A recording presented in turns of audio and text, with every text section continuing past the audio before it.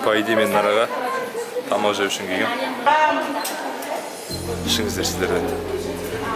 Сусынды ішкен бетім осы еді, мына бір сұлу ханымды көріп, басым кетті.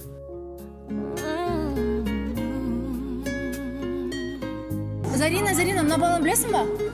Жоқ, мен қалай танымауға болады, Жанар? Және мен осы сөзді саған айтқым келді.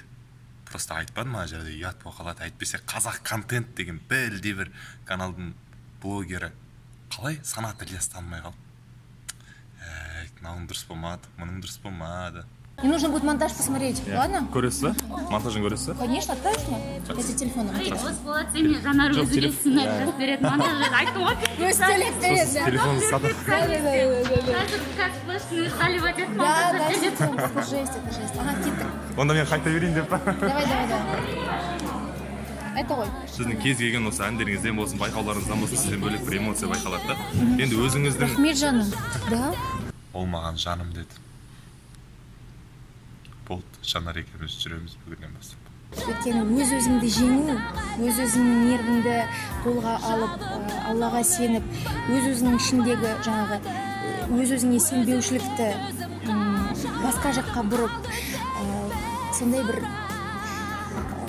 қайталанбас энергия алу, ол жеңу деп айтамын. Әрқашанда ол жеңу.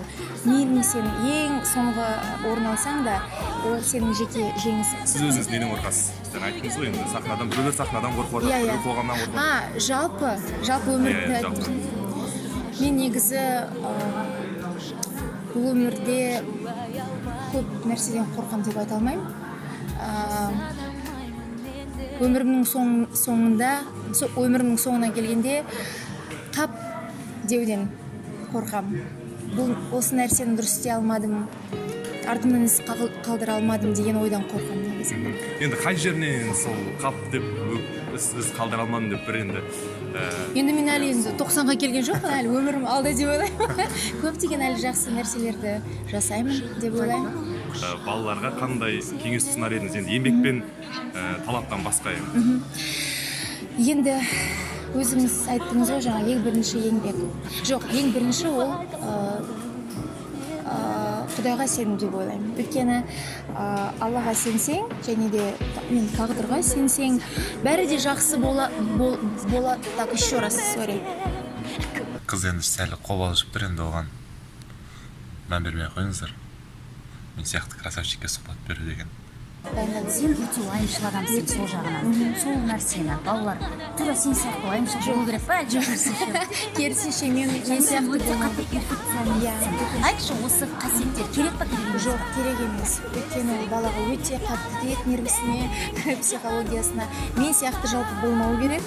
Мен ең бір жақсы жақтарым бар шығар, ол еңбекқорлығым, ол жаңағы Аллаға әрқашанда сеніп шығатыным. Мен ойымша осы нәрсе ғана мені сақтап қалады. Жаңағы сахнада микрофонды лақтырып, жылап кетпеуден негізі. Өйткені өз-өзіме әлі күнге дейін дұрыс баға бере алмаймын. Өкінішке орай, бірақ та жылдан жылға адам болып келе жатыр. Перфекционизммен күресіп келе жатсың ба? Мүмкіндігімше, бірақ та ол өте қиын. Өйткені ол табиғаттан берілген қабілет менің қалай айтады, бағым да сорым да деп айтады ғой. 5 жасыңнан бері сондайсың ба? Ұйықтамай, бала күнінде де. Иә. Кімнен дарыды ол? Папаңнан, мамаңнан? Жоқ, отбасымда ешкім ондай перфекционизм жоқ. Бірақ та енді әр адамның кемшілігі болады деп ойлаймын. Ең басты кемшілік осы болсын.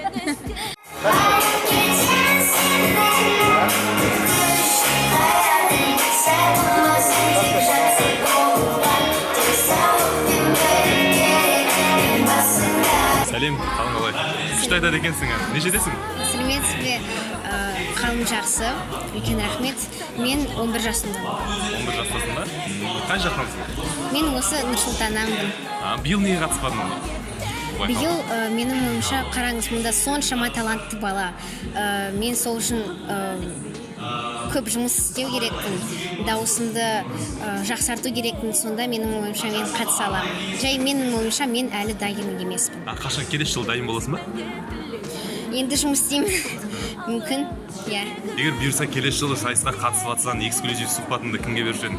Маған бересің ба эксклюзив сұхбатыңды? Келісіп алайық қазір. Маған бірінші бересің ба? Бүкіл каналдарға бермейсің ба басқаларға, иә? Сіздер беруші едім. Жақсы. Рахмет, онда мен нөмірін жазып алдым. Сәттілік тілеймін. Рахмет үлкен. Нұреке, биыл енді Eurovision байқауы онлайн форматта өтіп жатыр ғой, енді соған байланысты енді қазір енді дамыған техникалық заман, кейбір монтаждап жасау мүмкін. Енді соған байланысты реттеу қалай өтіп жатыр?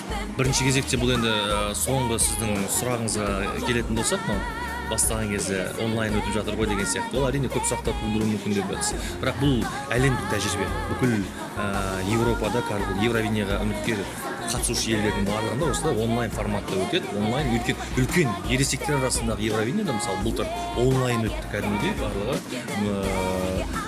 электронды нұсқада видеоны жіберіп сондай болған. Енді бұл жерде қалай айтсақ болады, бұл жерде қазақ алқасы, өз саласы мамандары, өздеріңіздің құрамын көріп отырсыздар, барлығы фирмачтар. Бұлар ән айтылып жатқан кезде алғашқы ноталардан ақ кімнің лайықты емес екенін бірден анықтап бере алады. Біз енді кішігірім осы жерде журналистер отырғаннан кейін көрермендерден көретін кейін кейбір орындаушыларды соңына дейін тыңдауға жағдай жасап жатыр да. Негізі алғашқы ноталардан ақ алғашқы нелерден ақ біліп қоюға болады кімнің қалай орындап жатқанын. Ал енді ана жерде монтажда қойып тастамай, монтажда қоя алмайды, өйткені әншінің қалай айтсақ болады, мен журналистпін, бұл жерде сізге кәдімгідей қарапайым сөзбен түсіндірейінші. Әншінің беріп жатқан подачасы, энергетикасымен оның нотаны пайдалануы, сөзді дұрыс жеткізе білуінен ақ түсінуге болады монтаж емес екенін. Қайғыға, уайымға салына бермеу керек дейсіз ғой? Иә, әрине. Кішкене позитивті болу керек деп ойлаймын. Мен соны қазір үйреніп жүрмін. Соңғы рет қашан қуандыңыз? Қазір қуанып тұрмын. Не үшін қуандыңыз? Сізді көріп. Енді керемет жерде тұрмыз, иә. Аманбыз ең біріншіден. Өйткені қазіргі қиын уақыттарда адамның тірі жүруі, аман болуының өзі.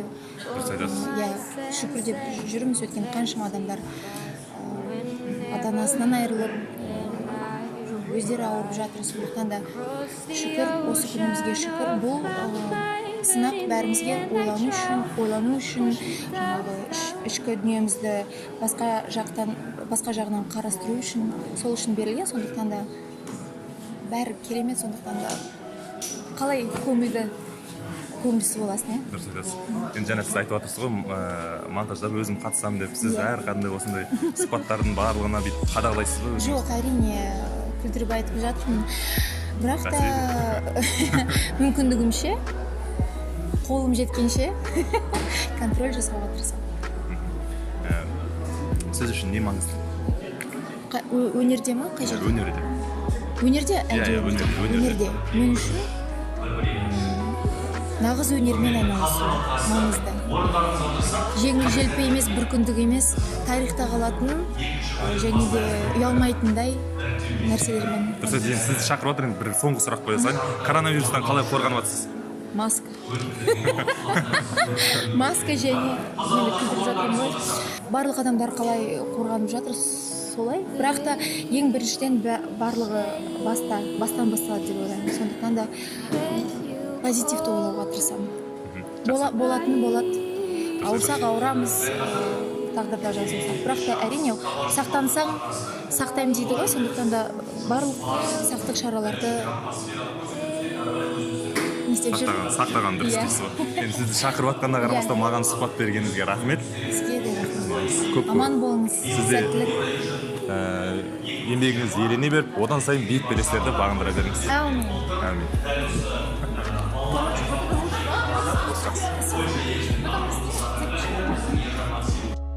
Құрметті көрермендер, дәл қазір Жанар Дұғалова маған өзінің жеке нөмірін берді. Видео шыққан соң осын монтажға жазылсын деп жатыр. Егер нөмірі керек болса, хабарласыңыздар. Әрине, құрметті достар, барлығы қалжың, сөздің ретімен әзіл болсын, күлкілі болсын деп айтып отырмын. Әйтпесе Жанар Дұғалова еліміздің еңбек сіңірген қайраткері, қаншама хит әндердің авторы, өз сөзін жазушы, әнші, ондай адамдармен енді әрине ол адамдардың абыройы әрқашан жоғары болады ғой, бірақ сонда да сіздерге қызықты болсын, басқандай формат болсын деп іздегенім ғой. Әйтпесе барлығы да тек қана сіздер үшін екен, білесіздер.